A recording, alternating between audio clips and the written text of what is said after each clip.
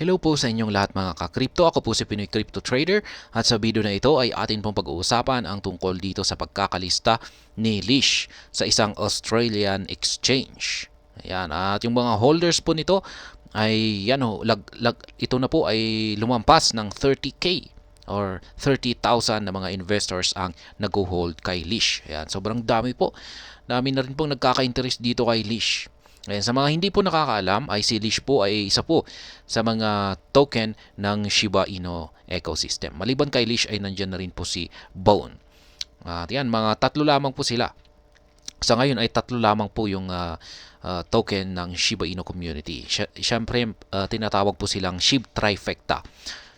Yan po ay sina Shiba Inu, si Bone at saka si Lish. Meron po silang plano na ilabas meron po silang plano na may dalawang token po silang ilalabas sa hinaharap.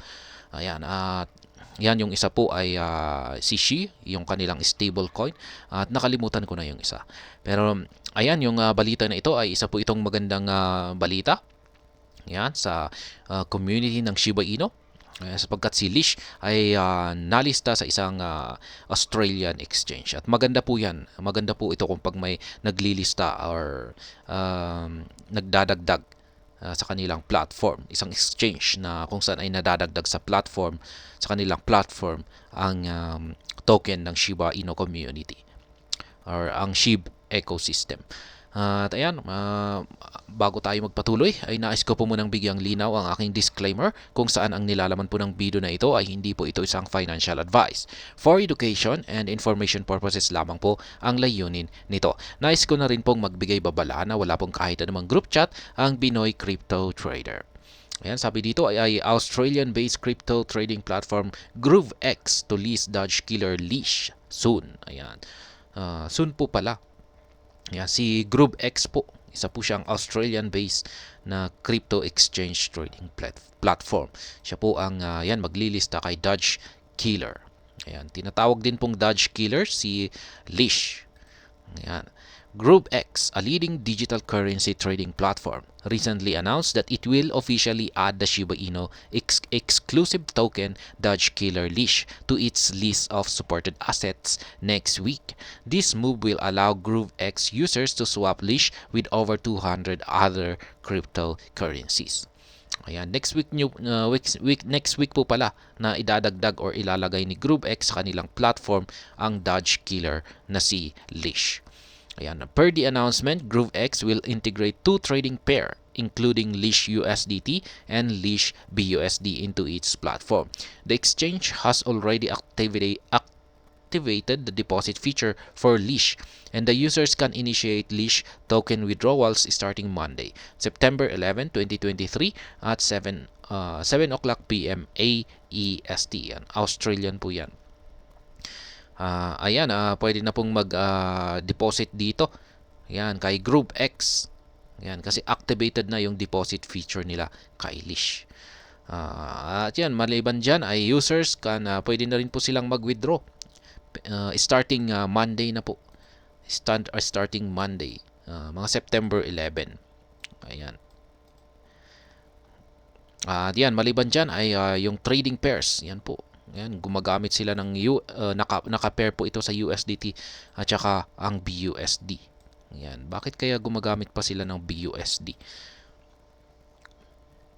New GrooveX listing alert. Ayan.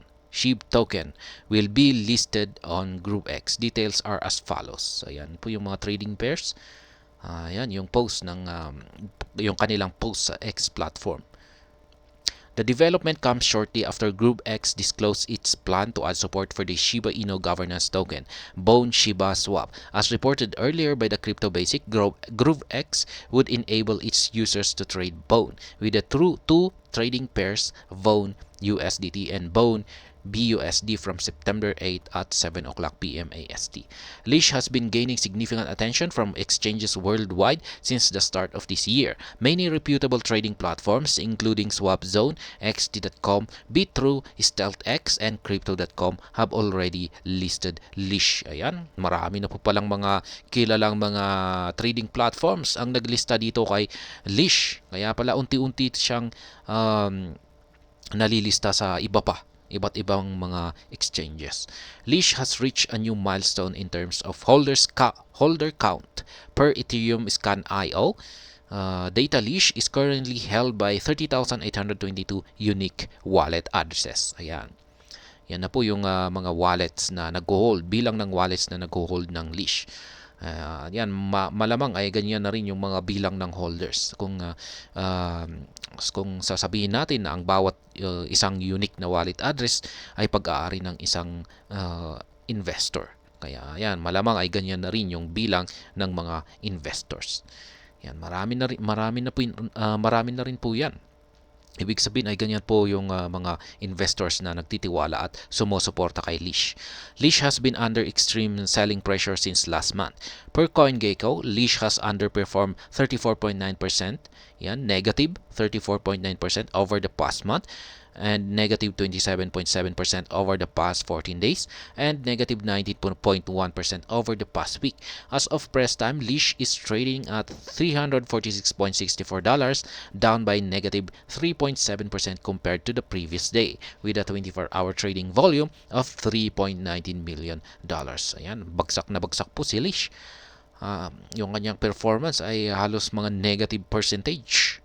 Ayan, mga previous days at saka months at saka weeks. Ayan.